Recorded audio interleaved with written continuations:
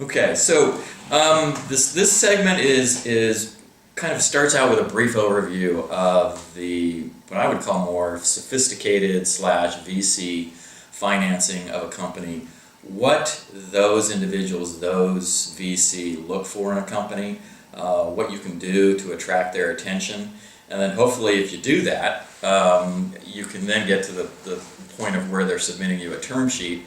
And we're going to walk through some of the terminology in a term sheet because to be candid with you, if you haven't been through this process, if you haven't seen a venture capital term sheet, a lot of the language is kind of Greek, so to speak. It's something that you really should at least have a good understanding of because it's important to understand the ramifications of issuing preferred stock from your company. And I think one of the misnomers, so to speak, and we'll walk through it and talk more specificity about it, is people think, well, maybe I'm giving up 20% ownership of my company, so I still have control. Well, as we walk through this, you'll see how that's not necessarily true. You might have ownership control, but there's a lot of things that go along with preferred stock that give the preferred stock holder a lot of leverage and a lot of control over what you can and cannot do as a company, and we'll get into that and some of that specificity in just a minute. But let's first start out with kind of venture capital and sophisticated investors, and by that I mean even angel investors, and what is it that they're looking for, and what do you need to do to attract their attention? Well, two of the things that they certainly look for, and we talked a little bit about one of these subjects in the other segment that I did on advisory boards, but is management and market. We call them the M&Ms. Let's start with the market side first. When I talk about market and when VC and investors look at a market that you're looking to get into, there's a couple things they look at. First of all, are you having to create a market in order for your product or service to be successful?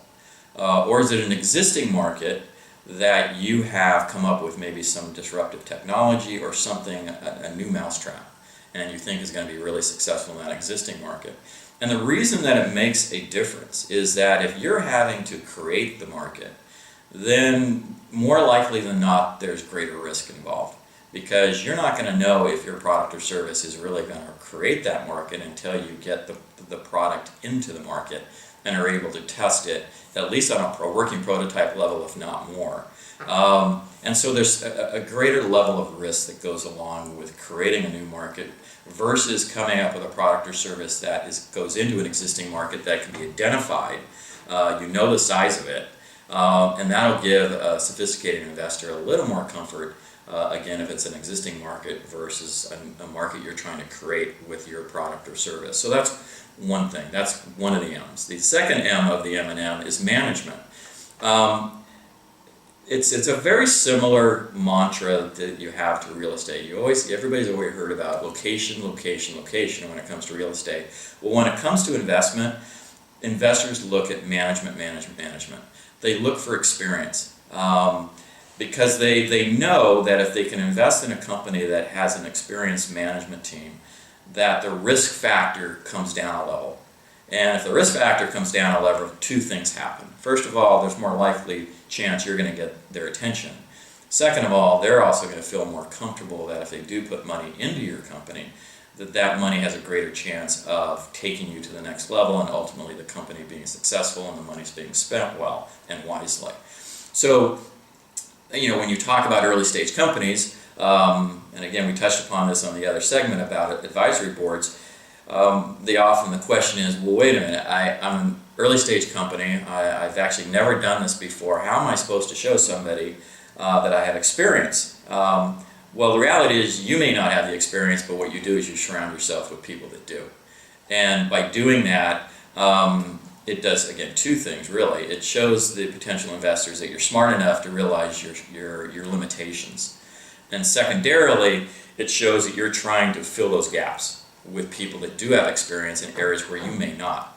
And what that does, again, is give them a level of comfort that you're doing the right things, that you're surrounding yourself with experienced, knowledgeable people that have been there and done this before, and that takes down the risk factor a tad. So that's, if you're a earlier stage company or a group that hasn't ever done this before, or if you've done it before, but there's certain areas where you don't have the experience that you need, and that's an area that the investment community is gonna be asking questions about.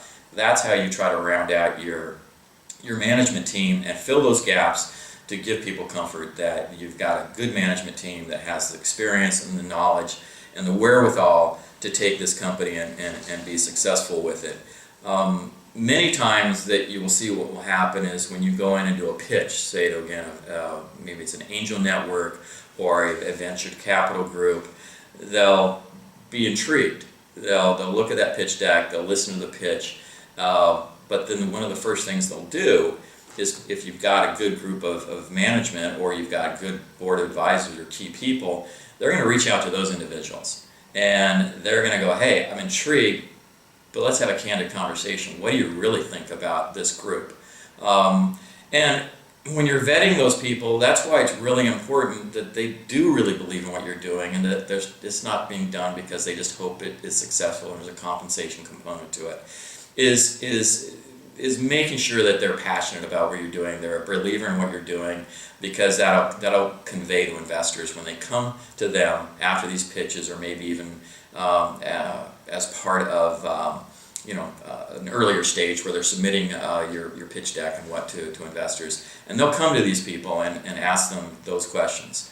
The other thing, obviously, that these advisors can do is reach out to their network of potential investors and try to get you introductions. And if they have a reputation in the industry or a reputation in the investment community as somebody that's been successful that doesn't get involved in companies unless they're excited about it, that's going to give you a huge leg up in getting in front of the investment community. Because if you try to cold call in this investment community, the chances of you getting their attention, candidly, are slim and none. They have so many companies coming at them with so many pitch decks.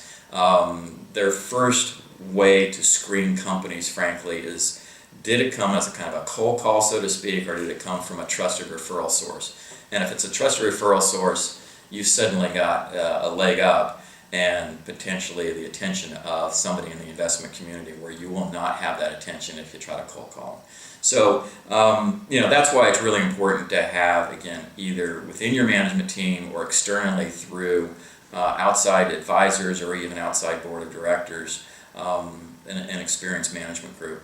So that's kind of the market and management side of the equation and what investors look for. The next one, of course, is kind of revenue and ROI.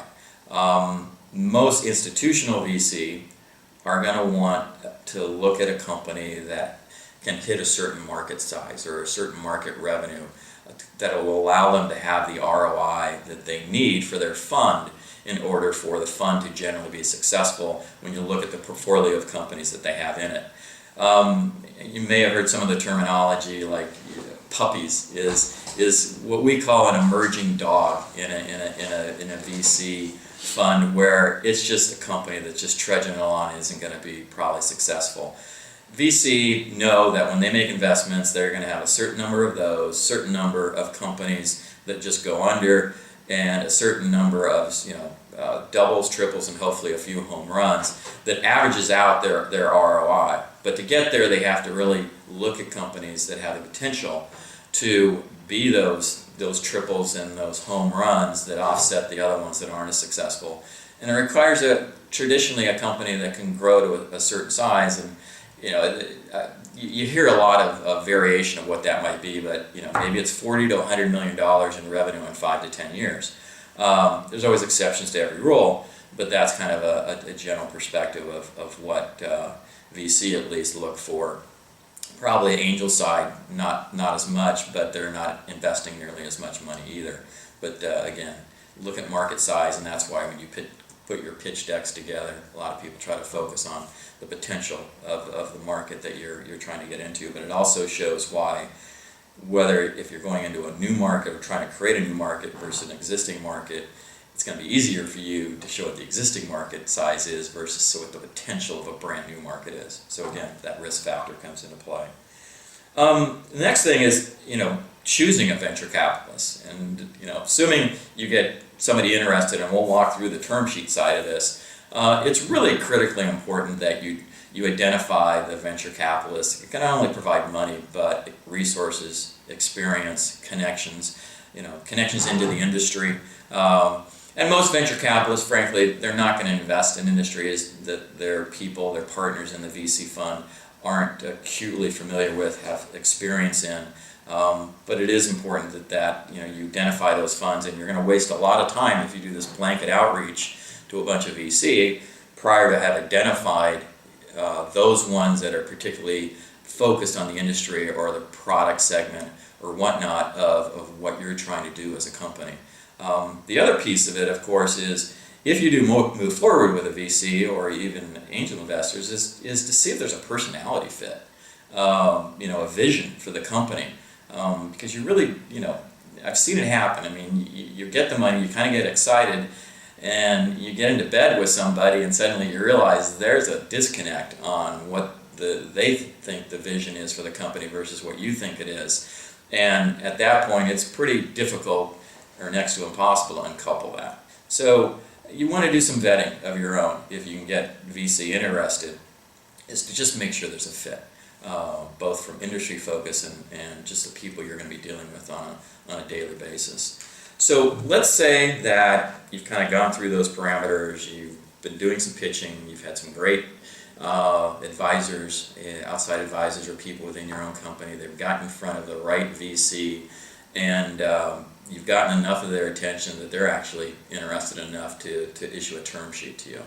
So you're going to get a document, and there's a kind of a memo and a sample of a term sheet that I think will be online that you can look at or print out. But I'm going to walk through some of the terminology that you'd see in those term sheets, just so you're generally familiar with it. There's a lot more depth that goes into this that I'm going to go into here, but it's really kind of just describing the general areas of terminology that you're going to see and giving you a rudimentary understanding of those areas, because I think it's important that you clearly understand, if you do one of these deals, what you're really signing on to if you issue preferred stock. And this is really what this part of what I'm going to be discussing is all about. So let's just kind of go through the list, and I'll touch upon these different terms as we get to them. The first one is a dividend preference. There's really two types of dividend preference that go along with preferred stock. There's one called when and if declared, which is typically what a company wants. And that basically means that a preferred stock shareholder only gets a dividend payment when and if it's declared by the board. The other one is mandatory cumulative. Now, mandatory cumulative is more preferential to the preferred stock shareholder, because it basically is like an interest rate accruing on their investment. It's something they get regardless of whether the company has declared it.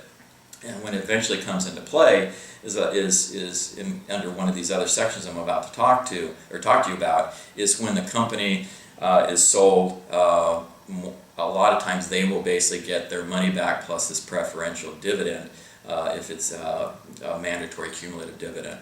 So again, two different types of dividend preferences, one being when and if declared, one being mandatory and cumulative. Next thing is a liquidation preference. Now, when we talk about a liquidation preference, I think a lot of people instantly think, well, that comes into play if the company fails. And it would. That's one of the areas where it will come into play. And essentially what it says is that if the company liquidates in the traditional sense of the word, that all the trade creditors have to be paid off first. Then if there's anything left over, the preferred shareholder basically gets a liquidation preference, some of their money back, up to the degree of their investment. Now, as a practical matter, rarely if ever that happens, because if a company is going under, the only ones that are going to get any money out of that, frankly, are going to be the trade creditors and secured parties of the company, and the owners of the company, whether it be common or preferred, are probably not going to get anything. Where it does come into play, though, much more often, is the liquidation preference that's defined in these term sheets. Often also means when there's a sale of the company, meaning that if there's a sale of the company, that's also deemed to be a liquidation preference. And when that happens, one of the things that's important to know in the terms of these transactions is whether or not the liquidation preference is a right that includes what we call participating or non-participating right. And let me explain that a little bit. What that means is if there's a sale of the company and it's a participating right, what the preferred shareholder gets back is their money, their basically investment back, and then they participate on a pro rata basis with the common stockholders in the rest of the proceeds that come out of that transaction. Now, that's not as favorable to the company as you can appreciate, because essentially it's a double dip. So not only are they getting all their money back, but then they get to participate in the balance of the proceeds that come out of that transaction. So typically and traditionally, when we're negotiating deals for companies, we like the right to be a non-participating. So in that context, the preferred shareholder can make an election either to get that liquidation preference and get their money back plus any dividends they might be entitled to, or they have to make an election to be treated as all other common shareholders, and they just get treated pro rata like all the other common shareholders. So liquidation preference comes into play, two contexts, one in a normal or true sense of the word where the company is going out of business and liquidating. Second is when there's a sale of the company. And then if there's a sale of the company, you basically have two areas where there's participating, non-participating. More favorable to the common shareholders of the company would be non-participating. More favorable to the preferred investor is going to be participating. Again, there's more that goes into this than I'm talking about here, but I don't want to bore you or burden you with all those details. The next subject is called redemption. So the redemption right is basically a right a preferred shareholder has at a certain point in time, typically 5 years out, that they can try to force the company to redeem their shares at a set value. Again, typically repurchase their shares at what they've invested. Sometimes they seek some type of return on that. It's not a provision that's often implemented for a couple of reasons. First of all, there's certain limitations under corporate law, particularly in California, that a corporation cannot redeem shares unless they meet certain asset requirements or asset value requirements. So they're precluded from even doing this. It also is a situation where the investors typically don't invoke the redemption unless, frankly, there's kind of been a falling out and they just want to get rid of this out of their portfolio and they're trying to find a way to exit from the company. But again, you need to be aware of what the right is. You can provide the investor with some leverage because they can try to force it. Excuse me, and sometimes try to use it as a way to renegotiate other aspects of the deal. But that's essentially what a redemption right is. Next one is a conversion right. So the conversion right, really twofold types of conversion rights. One can be mandatory and one is voluntary. The mandatory conversion right basically requires the preferred investor upon a triggering event, and a lot of times it's IPO, to convert their preferred shares to common, so they're treated like everybody else in an IPO. They can always convert at their election. Doesn't typically happen because they lose all their rights if they're no longer a preferred shareholder.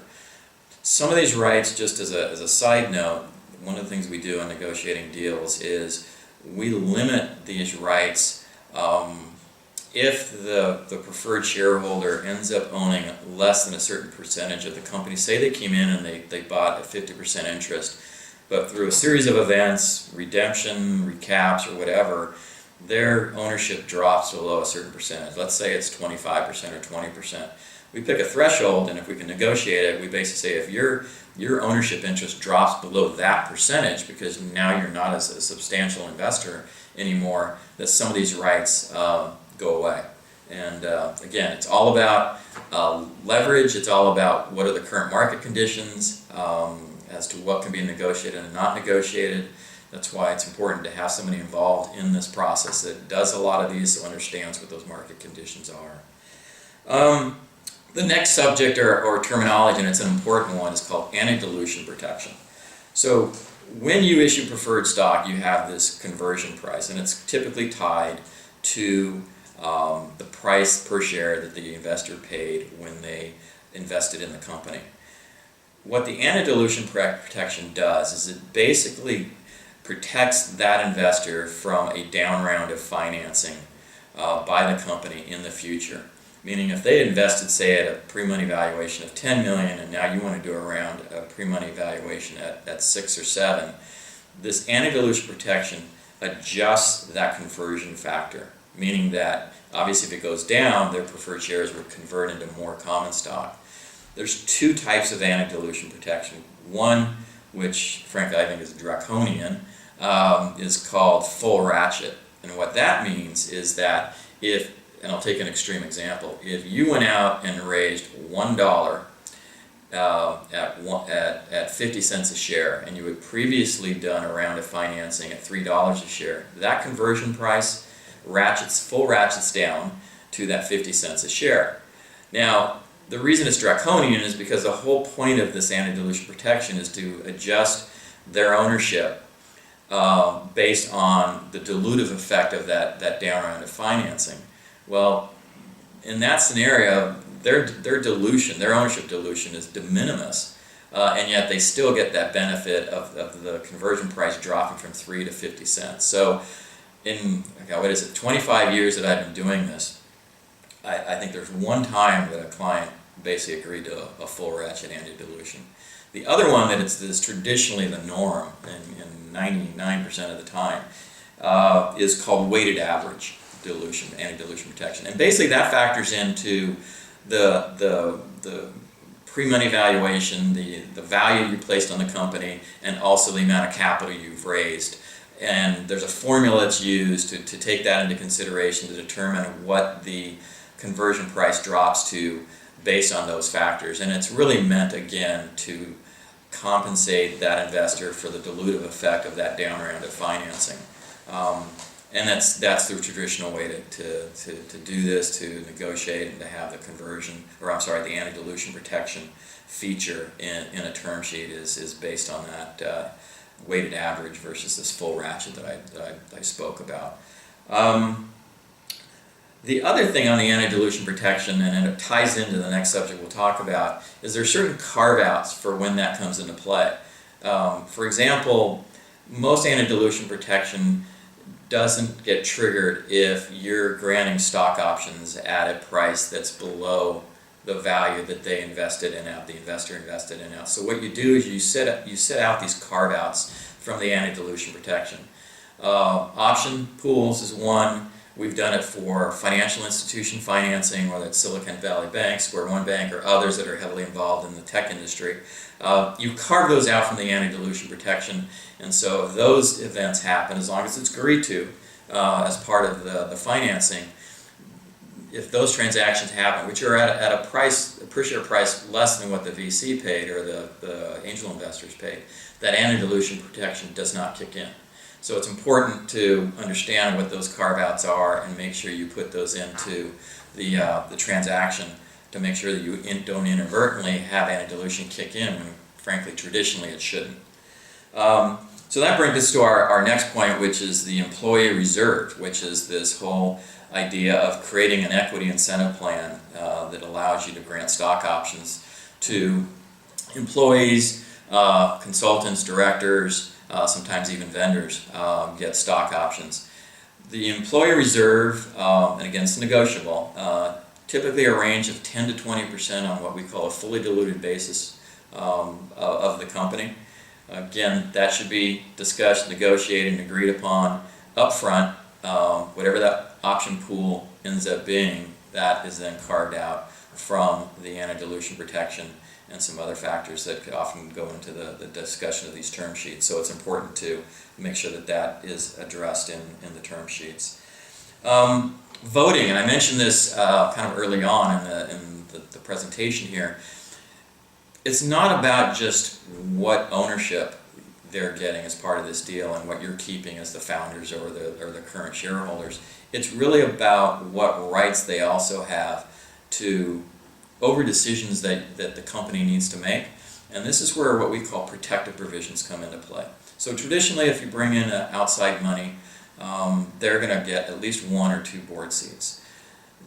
The term sheet and the documents you subsequently prepare, if you can agree upon the terms of the term sheet, are going to have protective provisions in them. And what those are is a list of things that the company cannot do without the approval of those board designees of the preferred shareholder investor, or sometimes it's the approval of a majority of the holders of the preferred shares that have invested in the company.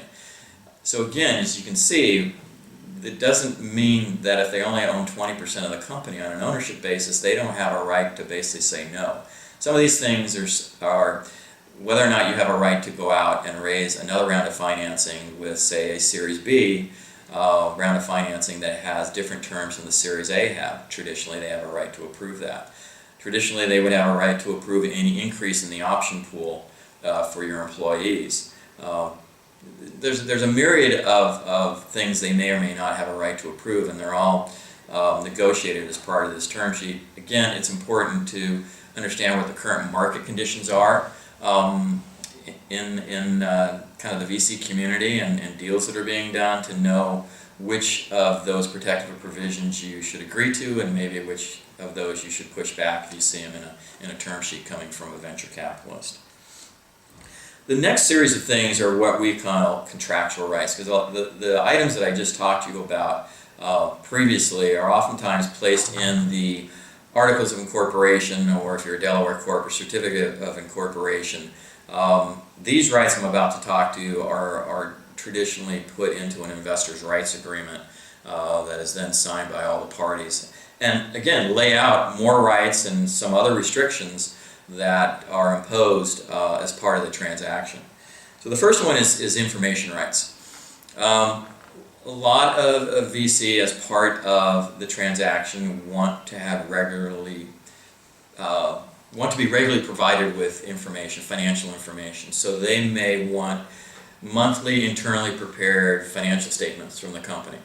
They may want quarterly financial statements, and they may want audited financial statements at the end of each year. Again, something you should negotiate, because it's not an inexpensive proposition to prepare audited financials. Frankly, a lot of VC won't require it.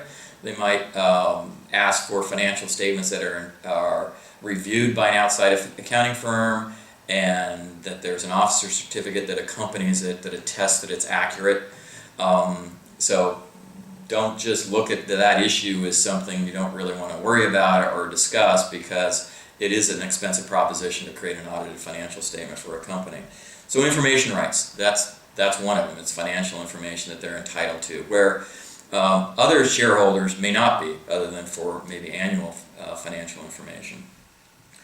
One of the areas that it's probably some of the lengthiest language but least often used is registration rights. And this has to do with basically a company going public or registering their securities so it can be publicly traded. Again, see the provisions in a term sheet. It basically gives the investor a right to registration rights to register their securities. Frankly, very infrequently used or implemented, because if a company does go public, candidly, the underwriters of the IPO basically dictate what those registration rights are going to be. So we don't spend a whole lot of time on the registration right provisions, even though they can be 3 or 4 or 5 pages long in the documents that you're signing. The next is preemptive rights, or rights of first refusal. What this does is it gives the preferred shareholder a right to participate in future financings. So if you are or want to do another round of financing, they have a right to participate to maintain their pro rata ownership interest in the company. The reality is with this that unless they approve that transaction to begin with, because they're going to have these protective provisions, you wouldn't be able to do it. So they kind of have double protection here, but that's the purpose of it. Or right of first refusal is another way of describing it. Sometimes we try to put provisions in these documents that are obviously kind of pay to play. If they don't participate in the round of financing, they don't have a right to the right of first refusal or preemptive right. But again, there's all these other kind of nuances that come into play on these term sheets, and that's why you should have somebody that really understands those nuances when you're going through the process. Co-sale provisions. Co-sale provisions basically are a situation, or come into play when there's a situation where, let's say, some of the existing shareholders, maybe they're the founders, they see an opportunity to sell some of their shares. What the co-sale provision basically says is that the preferred shareholder has a right to sell a pro rata portion of their shares in that transaction. So what they're trying to do is protect themselves against you, the founder, or the common shareholders, from getting liquidity or partial liquidity from your shares without giving them the same opportunity to do the same thing with their preferred shares. So that's what a co-sale provision or co-sale right is when you're looking at a term sheet for a VC. Key man insurance. So basically under key man insurance, it's again a protection for the VC. Let's say there are key people on the management team, and without them the company would really struggle. What the key man insurance requires is the company pay for a life insurance on those key people, with the beneficiary being the company. The point or the purpose behind it is if one of those key people dies, there's at least a pool of money that the company then has to seek a replacement for that individual and hopefully find a good industry expert or somebody that the company maybe could not otherwise afford, but because of the key man insurance and the premiums, or I'm not sure the premiums, but the principal or whatever the coverage amount is, the company can use those proceeds to basically locate and bring that person in, and then that helps minimize hopefully the downside effect of that, and that again gives the VC some comfort that there will be funding available to bring that person in if that unfortunate event were to take place. The amount of the insurance and the premiums and all of that needs to be something you consider, because it is a cost to the company, and so you want to think about it before agreeing to something like that. One of the last contractual rights is that there will be an obligation that all the employees, and sometimes even extends to the consultants, have signed kind of your form of confidentiality agreement. It's particularly important, obviously, when you're dealing with outside parties, consultants, because if they haven't signed what we call technology transfer and assignment agreements and confidentiality agreements, and they're creating IP for the company, if that document doesn't exist, whatever they've created for the company as an independent contractor or consultant is technically owned by them. And again, if this is a tech play, or even if they've created some valuable assets relating to marketing, trademarks, logos, whatever it might be, if that hasn't been done, the VC is going to come in and go, you need to make sure that they sign these documents before we put money in, because part of what we're buying here is the value behind that IP, behind those assets that you're telling us is owned by the company, and what we're saying is that it may not be. Same thing applies to employees, is making sure all the employees sign confidentiality agreements, again as a protective measure against trade secrets and other information that the company has and wants to protect from it going out to other individuals, and the VC again wanting to maintain the value of that. So those are some of the basic terminology that you're going to see in these term sheets if you're fortunate enough to get to that place, and hopefully you are. But there's a lot that goes into it. There's a little more information again on the memo that I think will be online that you can read through. There's a sample of a term sheet, and you'll see how a lot of these issues come into play. But I think the best advice I can give you is, first of all, have a good understanding of what this means, and find counsel or somebody that has been through this, understands what the market conditions are, can guide you through the process, and make sure you really understand what you're signing. Sometimes I think entrepreneurs get so excited about the fact that somebody's interested in their company, wants to invest money in it, they see what they can do with that money and take it to the next level, and it's not until after they've done the transaction and maybe some issues come up, protective provisions, anti-dilution protection, other factors come into play, when they suddenly realize what they agreed to a year earlier wasn't what they thought, or they didn't really understand it. And that's not a place you want to be. I think it's important to be well informed before you get to that point, Hopefully this outline and discussion will give you a basis to start understanding that, or at least issue spot. As I say, at least you've heard this terminology, and you're starting to get an understanding of what it means, and make sure you have people involved that can really help you.